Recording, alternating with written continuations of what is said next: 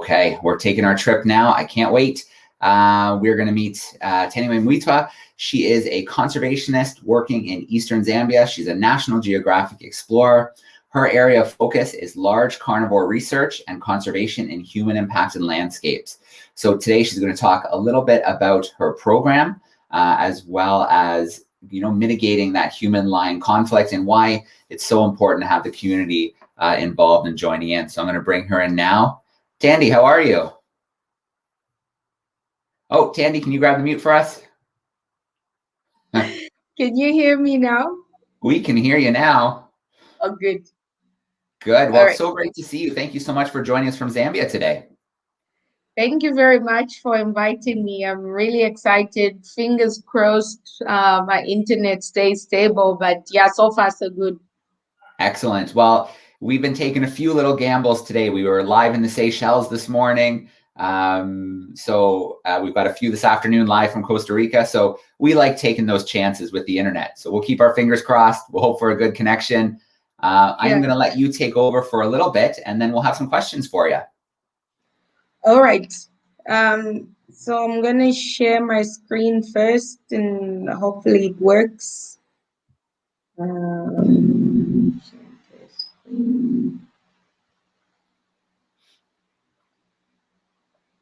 Can you see my screen now? Yeah, it's just loading up. Okay. All right, looks good. Are we good? You just see a photo of just the first slide of my PowerPoint, yeah? Yeah, we see a good-looking lion. All right. So yeah, thank you very much to everybody that's watching us today and that has joined the festival whenever you've been able to. That's really amazing. I'm really honored to share this platform with really incredible women from across the globe. So for my talk, as Joe mentioned, I'll talk about, just a brief recap of how I got into this field, a bit of information about the work I'm currently doing, and then something more about, doing carnivore conservation in a changing landscape and the lessons I've learned from that. So going back from 2009, I was offered an internship to join a conservation organization in my area. And on the very first day, I had quite a remarkable experience. I found myself standing face to face with an angry male lion with only about 5 meters separating us and maybe a few short blades of grass. It was quite a scary experience, I have to say. It's nothing I had expected. But, by the time all these events were going on, something remarkable had happened a few hours earlier. I was able to hear for the first time lions up close, going and roaring at full volume. And it was such a powerful experience that I think it was the very moment I decided to work with this particular species. So, how we got out of that situation, being face to face with an angry male lion, that's a story that might take longer to recount, but it has really led me up to this point, and I'm really excited to share with you a little bit about my journey. So from that time as an intern, I spent a few more years working with the organization as an intern again, but then I joined full-time in 2013. And since then, I've been very fortunate to work in different aspects of the work that this organization does. The group is called the Zambian Carnivore Programme, and we work in 3 regions across Zambia to protect lions, their habitat, as well as that of other carnivore species such as leopards, hyenas, dogs, and cheetahs in places where they're still found. So throughout this time I've been with the organization, I've been able to engage widely in different parts, of the approach that we take to conservation. From the science aspect, I've been able to do research with a really amazing team, and this has involved fitting radio collars on different individuals from the study prides that we have. And this data has allowed us to collect information about, where these lions are going, what sort of things are going on with the reproductive status of different individuals in different sex and age classes. We've also learned a lot about how are these populations being impacted by threats such as the illegal bushmeat trade, which indirectly and directly affects the species.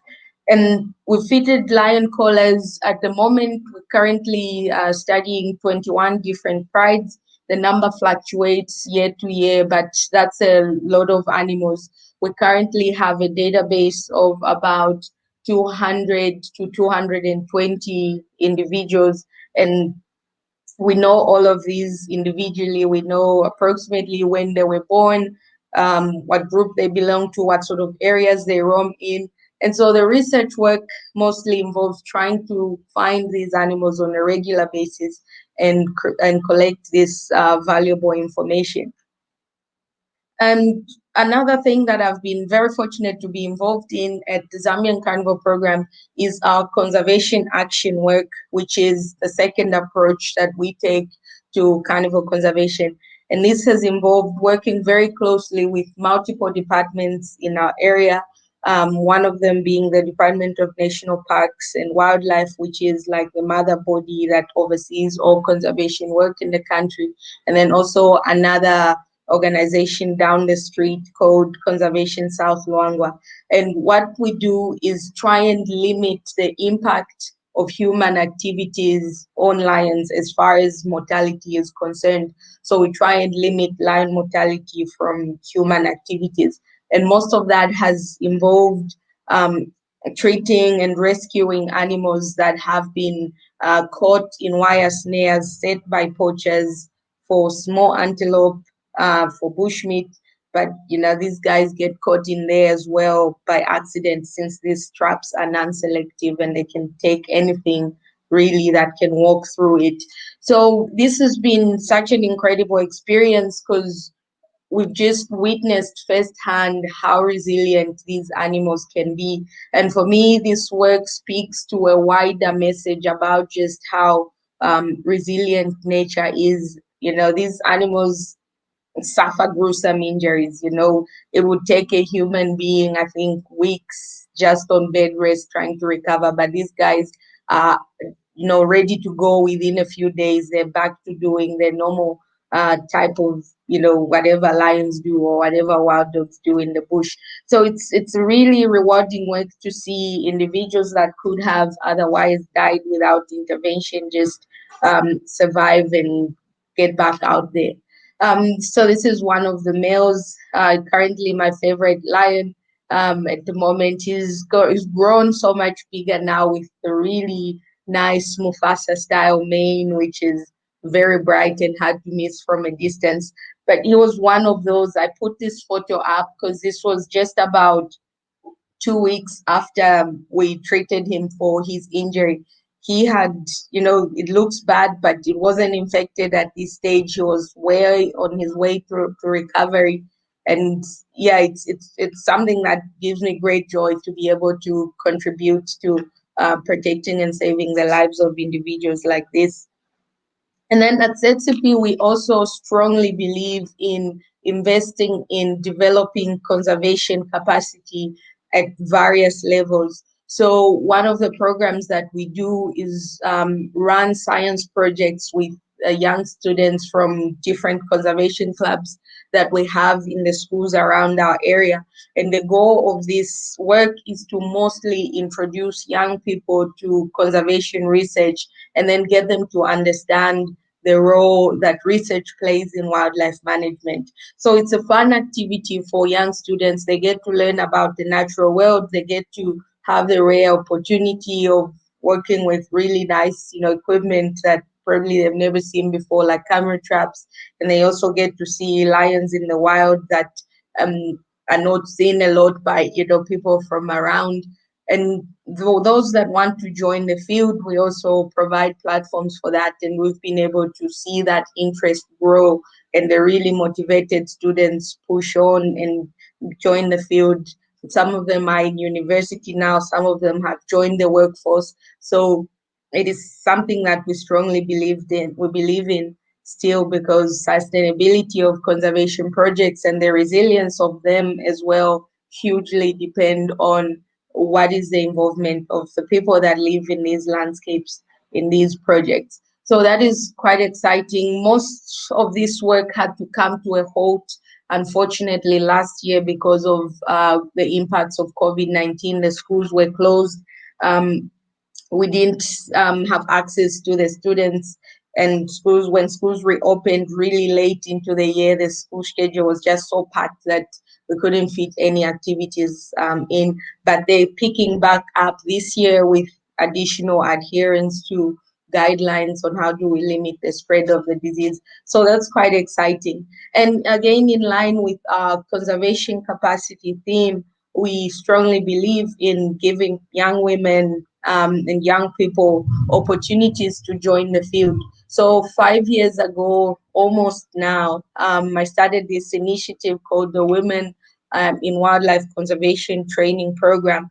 And this is aimed at Zambian young women that, you know, would like to join the field of conservation but don't have the the opportunity, or even just how do we go about it. They don't have that information. So this is targeted at those people, and we've been very excited to roll this out to different parts of the country where our organization currently works.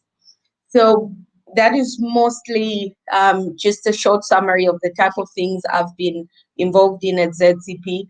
Going back to the research side, we've been very lucky to get a clear understanding of what are the things that are affecting lions and other carnivores in our area. We've been able to understand a bit more about the limiting factors that they face, as well as the evolving nature of the threats that might be causing their populations to go down. And so, in line with that evolving threats theme, we've been able to understand that, okay, something that wasn't a problem a few years ago is now an issue in our area. And this is the issue of human-lion conflict. So, human-lion conflict is something that has been dealt with for many years in places like Kenya or Tanzania, for example, where there are huge pastoralist communities. But in the place where I live here in the Luangwa Valley in eastern Zambia, human lion conflict because of livestock predation hasn't been a problem. You know, it affects lions, and it affects both lions and people, because, you know, people lose their livestock, which is usually a key source of their income. But then lions also lose their lives when problem animals have to be controlled, or when livestock owners retaliate in order to protect their livestock. So this problem started popping up a few years ago with a few incidents here and there, mostly because of the absence or the decline in numbers of a nasty insect called the tsetse fly, which was instrumental in keeping livestock numbers low in the valley. Tsetse flies transmit disease to livestock that killed them well soon after introduction to this area. But because of changes in vegetation cover, multiple eradication programs by different government departments, there's not as many tsetse flies as there used to be. So yeah, the area is more conducive for livestock, and that has led to these problems popping up. And so this is what, you know, conflict looks like. This is a goat that had just been killed by a hyena, sorry, by a lion about this was a couple months back.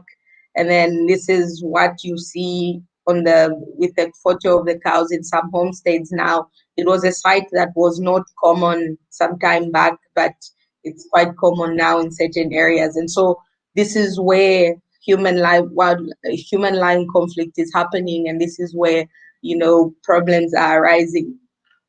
So as this problem kept popping up more and more, we thought, okay, this is time now to start addressing this issue before it goes out of hand.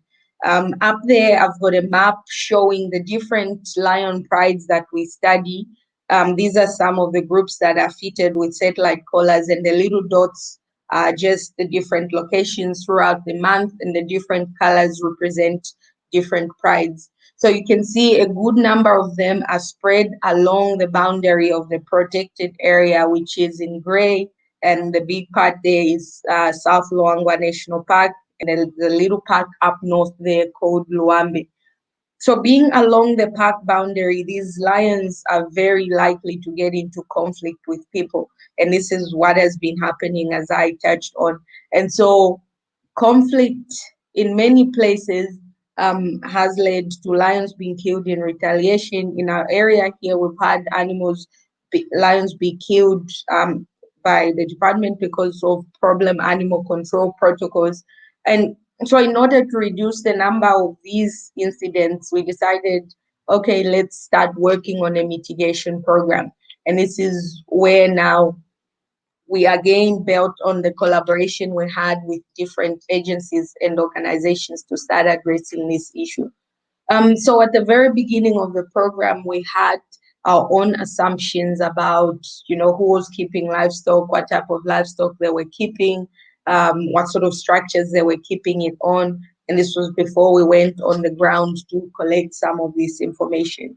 And then we'd also, heard by keeping in touch with different conservation networks across the continent, that there were amazing organizations around Africa that were already doing this type of work, and they had gathered a lot more information than us. So we thought, okay, why don't we visit these guys and learn a bit more from them? So in 2019, a colleague of mine and I visited two projects in East Africa. These are incredible organizations that are both founded and run by two incredible women. I think one of them already spoke during this festival. So these were Ewaso Lions and the Ruaha Carnivore Project in Tanzania. And the trip itself was very enlightening. We learned so much during this trip, and this served as a basis for us to begin our carnivore conflict mitigation program here in the Luangwa Valley. So I'm just going to touch on like 3 lessons that we took away from this trip, and one of them was the need to have compassion and empathy as we deal with these issues. And this is because usually the people that are affected by this problem are some of the poorest, and usually the livestock is their own backup, their only backup. It's their bank account. They use the animals for different things. If somebody needs to go to school, they'll slaughter 1 goat or 1 pig, sell that, buy uniforms, pay school fees and stuff like that. If they need to get additional help for their farms, they'll kill a pig and then share that meat around and have people work in their fields in exchange. So there's really serious implications for when a lion goes out and kills 1 pig or 2. And when dealing with these issues, you have to show compassion. You have to understand the point of view of this person. They're usually angry. And the best thing that you do when you show up to these sort of scenarios is just take the time to listen and empathize. And this is something that we've applied as well here in the work that we do. And usually it takes a bit of time to get used to being yelled at on behalf of this lion that has just killed a goat, but it really helps create a much more amicable relationship between us and the farmers that we're trying to work with and help improve their livelihoods as we try and protect the lions at the same time. And along with this, the second lesson that we learned was the need to be flexible and adaptable. So, for example, visiting a homestead that has been affected by conflict, you need to be able to factor in that there might be a number of situations that might arise. For example, you might need to spend 30 minutes listening to this farmer vent about how they feel about losing their cattle before you start asking them questions about the details of the incident, so that we can better understand the extent and the nature and the dynamics around this whole thing. So flexibility and adaptability have been key lesson that we learned also during our trip, and it has proved beneficial as we build our mitigation program here. And the final one is something that has been hugely important for us. Collaboration and building partnerships, both with communities. This is us when we went to visit a local community resources board. Um, and also collaboration with department agencies. So the Department of National Parks and Wildlife, and like the and Conservation South Luangwa, who are just down the road from us. They've been These are things that have proved useful as we try and sensitize people about how do you best live with lions as you try and keep livestock at the same time. So yeah, these were valuable lessons that we continue to apply as we develop our program. We are seeing there's still conflict incidents happening, but that doesn't mean it's all darkness and it's all sad news. We're seeing a few positives pop up along the way. The mitigations that we're trying, for example, distributing solar lights to affected farmers that are really productive about protecting their livestock, and then also sensitizations and education for these farmers on how best to fortify their bomas. Those things are showing some signs of success. And we've had community resource boards come to us and say, okay, how do we buy what you guys are buying? How do we allocate some amount of our budget to securing some of this equipment that you are also using to mitigate lion conflict? So those are positives, I think, that keep us moving forward. Going into 2021, we've got all these different programs planned, but then again, yeah, the implementation of them will depend on what is the situation on the ground in relation to COVID-19.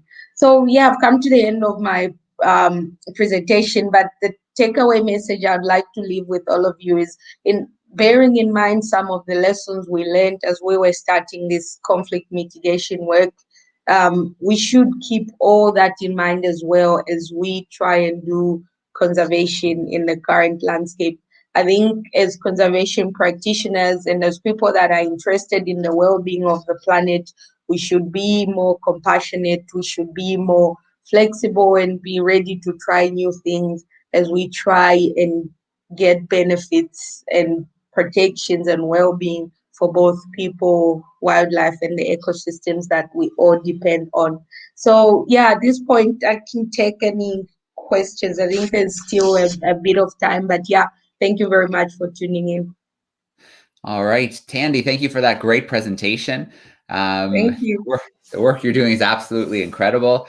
And every time you mention education at the beginning, how important it is to bring kids, to bring students to see the work that's being done, to see these amazing animals. It is a real bummer that it's on hold for now, but it sounds like it is coming back soon, which is amazing.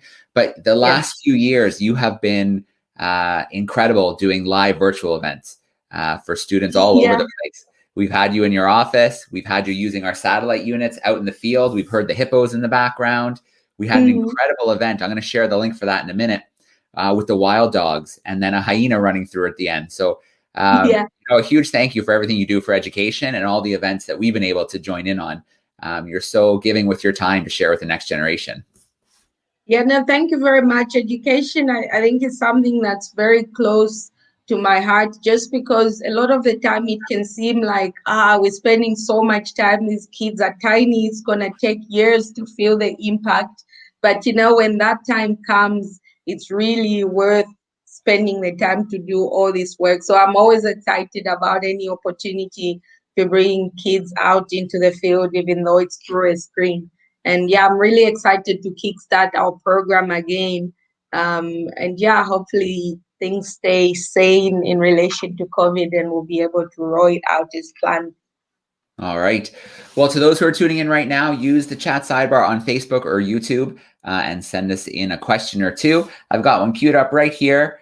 Fallon's joining in and wondering, what is it that you enjoy most about working with large carnivores?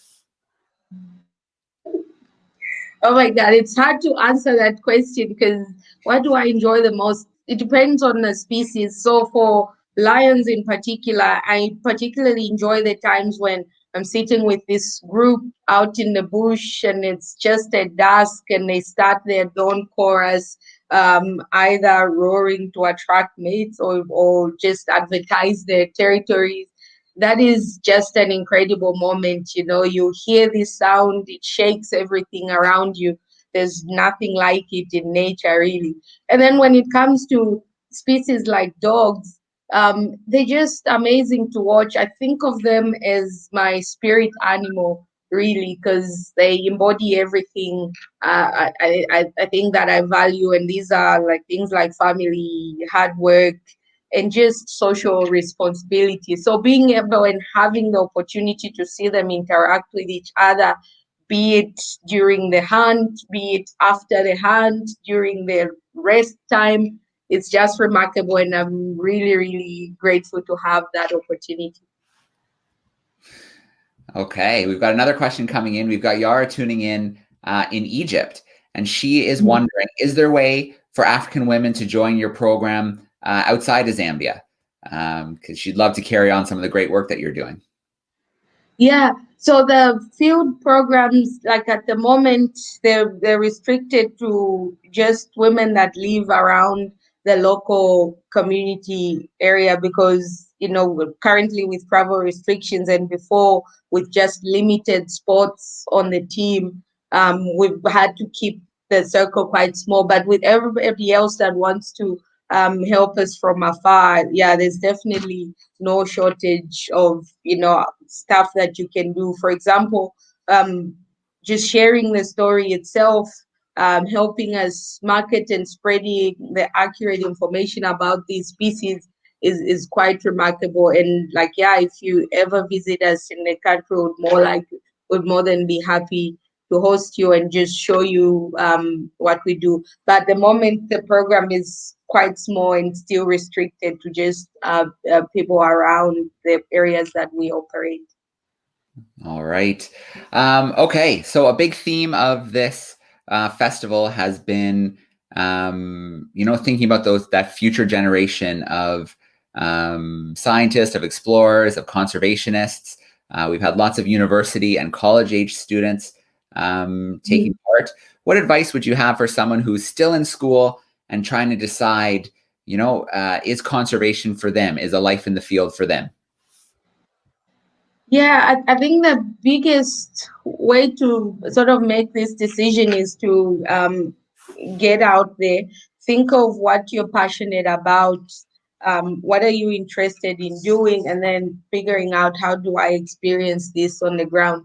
I did not discover that I was interested in ecology until I was able to get an idea of what ecological research was like. I always thought, okay, I'm really interested in animals, I'd like to help them, therefore I should become a wildlife vet. But yeah, just testing out different things and seeing how they pan out. You find that the thing that you thought you would be really interested in is actually not really that interesting once you get out there. And then also just being persistent, because the field itself is one of those things that things take a long time to happen. Yeah, you apply to multiple jobs and they might not work out. You apply to multiple internships and they might not work out. The goal is to just keep trying. And, when something does come up, it will definitely be very worth it. And, you'll be happy definitely that you stuck around and just kept at it. All right. I love that point, Tandy. Things don't always just happen overnight. Sometimes it does take a few years to get into the field that you want. But if it's something you're passionate about, you're not going to stop trying, right? You're going to volunteer. You're going to get the training you need to make sure that you can do what you love and share your passion. Yeah. All right. Tandy, well, thank you so much for joining us live today. I'm going to take a quick moment here and share where people can track you down on Twitter and Instagram if they want to follow along. And yeah, the work that you're doing is incredible. The community involvement, bringing women in from around the area, around Luanga, all great stuff. We can't wait for our next live event from the field, and I'm excited. And I hope in the next few months you're bringing students out there with you again as well. Indeed. Thank you very much for having me.